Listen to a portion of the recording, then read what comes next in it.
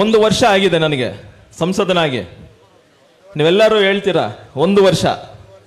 1 ವರ್ಷ ಆಗಿದೆ. ಜೂನ್ 26ನೇ ತಾರೀಕು ನಾವು ಓದ್ ತಗೊಂಡಿರೋದು. ದಯವಿಟ್ಟು ಅದನ್ನು ಮರಿಬೇಡಿ. 26ನೇ ತಾರೀಕು ನಮ್ಮ ಅಧಿಕಾರ ಬಂದಿದ್ದು.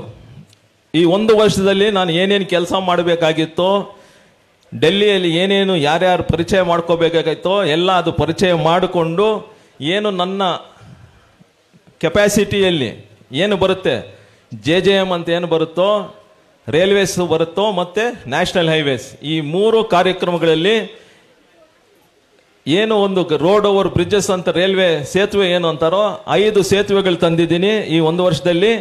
ಈ ನ್ಯಾಷನಲ್ ಹೈವೇ ಏನು ಹೊಸಕೋಟೆಯಿಂದ ಆಂಧ್ರ ಬಾರ್ಡರ್ ಚಿತ್ತೂರವರೆಗೂ ಪಲಮ್ನೇರ್ವರೆಗೂ ಏನು ಹೋಗುತ್ತೋ ಅದನ್ನು 4 ಪದದಿಂದ 6 ಪದ ರೆಡಿ ಮಾಡಿದ್ದೀನಿ. ಇದು ನನ್ನ 1 ವರ್ಷದಲ್ಲಿ ಸಾಧನೆ. ಯಾಕಂದರೆ 1 ವರ್ಷದಲ್ಲಿ ಇದೆಲ್ಲ ತಿಳ್ಕೊಂಡು ಕೆಲಸ ಮಾಡೋಕ್ಕೆ ನನಗೆ ಈ ಟೈಮ್ ಸಾಕಾಗಿದೆ. ಇನ್ನು ಮುಂದೆ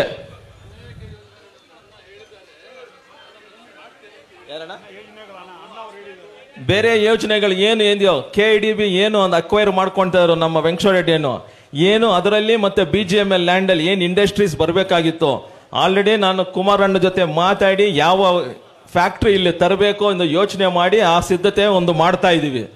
ದಯವಿಟ್ಟು ಏನು ನಮ್ಮ ಅನುದಾನ ಬರುತ್ತೋ, ಬರೀ 5 ಕೋಟಿ ಬರುತ್ತೆ 1 ವರ್ಷಕ್ಕೆ 8 ಕ್ಷೇತ್ರಕ್ಕೆ. ಆ 8 ಕ್ಷೇತ್ರದಲ್ಲಿ 50 ಲಕ್ಷದಿಂದ 60 ಲಕ್ಷ ಒಂದೊಂದು ಕ್ಷೇತ್ರಕ್ಕೆ ಕೊಡೋಕ್ಕಾಗುತ್ತೆ. ಅನುದಾನ ಅಂತ ಏನು ಬರುತ್ತೋ, ನೀವು ನನಗೆ ಸುಮಾರು ಒಂದು 20-25 ಊರುಗಳಿಂದ ನನಗೆ ಒಂದು ಮಾಹಿತಿ ಕೊಟ್ಟಿದ್ದೀರಾ, ನಮಗೆ ಇದು ರೋಡ್ ಬೇಕು, ಹೈ ಮಾಸ್ಟ್ಲೇಟ್ ಬೇಕು ಅಂತ. ಅದು ಶಾಸಕರ ಜೊತೆ ಕೂತ್ಕೊಂಡು ಇದು ಇನ್ನೊಂದು 1 ತಿಂಗಳಲ್ಲಿ, ಇನ್ನೊಂದು 1.5 ತಿಂಗಳಲ್ಲಿ ಮತ್ತೆ ಒಂದು 5 ಕೋಟಿ ರಿಲೀಸ್ ಆಗುತ್ತೆ ಇಡೀ ವರ್ಷಕ್ಕೆ. ಅಂದರೆ 1 ಕೋಟಿ ಅಷ್ಟು ಅನುದಾನ ಏನು ನನಗೆ ಬರುತ್ತೋ ವೆಂಕಟೇಶ್ವರ ರೆಡ್ಡಿ ಅಣ್ಣವ್ರ ಜೊತೆ ಕೂತ್ಕೊಂಡು, ನಿಮ್ಮ ನಾಯಕರ ಜೊತೆ ಎಲ್ಲ ಕೂತ್ಕೊಂಡು ಅದು ಮಾಡಿಕೊಡ್ತೀನಿ ಅಂತ ಹೇಳಕ್ಕೆ ಇಷ್ಟಪಡ್ತೀನಿ. ಯಾಕಂದರೆ ಏನು ಒಂದು ಡೆಲ್ಲಿಯಲ್ಲಿ ಆಗೋ ಅನುದಾನ ಒಂದು ಟೈಮ್ ತಗೊಳ್ಳುತ್ತೆ. ಆಮೇಲೆ ಅದಕ್ಕೆ ಬಹಳ ರೂಲ್ಸ್ ರೆಗ್ಯುಲೇಷನ್ಸ್ ಇದೆ. ದೇವಸ್ಥಾನಗಳಿಗೆ ಕೊಡಬಾರ್ದು, ಇಂತಹ ಒಂದು ಕಾರ್ಯಕ್ರಮಗಳೆಲ್ಲ ಇದೆ. ಯಾವುದೋ ಒಂದು ಕಾರ್ಯಕ್ರಮ ನಡೀತಾ ಇದ್ರು ಅದಕ್ಕೆ ಮತ್ತೆ ಅನುದಾನ ಕೊಡೋಕ್ಕಾಗಲ್ಲ. ಏನಾದರೂ ಕೊಟ್ಟರೆ ಹೊಸ ಕಾರ್ಯಕ್ರಮಕ್ಕೆ ಮಾತ್ರ ಕೊಡಬೇಕಾಗುತ್ತೆ. ಅದಕ್ಕೆ ದಯವಿಟ್ಟು ಸ್ವಲ್ಪ ಅರ್ಥ ಮಾಡ್ಕೊಳ್ಳಿ. ಒಬ್ಬ ಸಂಸದನಾಗಿ ನಾನು ಏನು ಕೆಲಸ ಮಾಡ್ತಾ ಇದ್ದೀನೋ, ನ್ಯಾಷನಲ್ ಹೈವೇ ಆದರೂ ಆಗಲಿ, ರೈಲ್ವೇಸ್ ಆದರೂ ಆಗಲಿ, ಅಂತಹ ವಿಚಾರಗಳು ಏನಾದರೂ ನನ್ನ ಹತ್ರ ಬಂದರೆ ನಾನು ನನ್ನ ಕೆಪಾಸಿಟಿಯಲ್ಲಿ ಅದು ಮಾಡ್ತೀನಿ ಅಂತ ಹೇಳಕ್ಕೆ ಇಷ್ಟಪಡ್ತೀನಿ. ಅನುದಾನ ಏನು ಬರುತ್ತೋ ಅದು ನಿಮ್ಮ ನಾಯಕರ ಜೊತೆ ಎಲ್ಲ ಕೂತ್ಕೊಂಡು ಮತ್ತು ಶಾಸಕರ ಜೊತೆ ಕೂತ್ಕೊಂಡು ಮಾಡ್ತೀನಿ.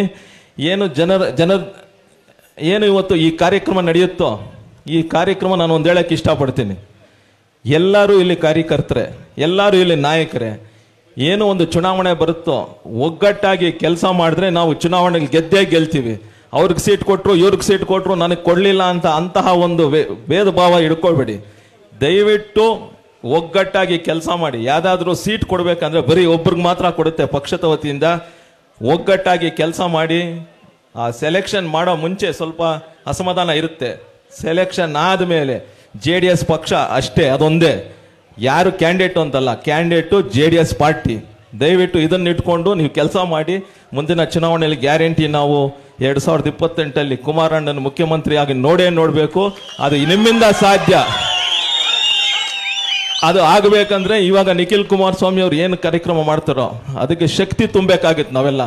ಅದೆಲ್ಲ ನೀವು ಮಾಡ್ತೀರಾ ಅಂತ ಹೇಳ್ತಾ ನಾನು 2 ಮಾತು ಮುಗಿಸ್ತಾ ಇದ್ದೀನಿ. ಜೈ ಹಿಂದ್, ಜೈ ಕರ್ನಾಟಕ.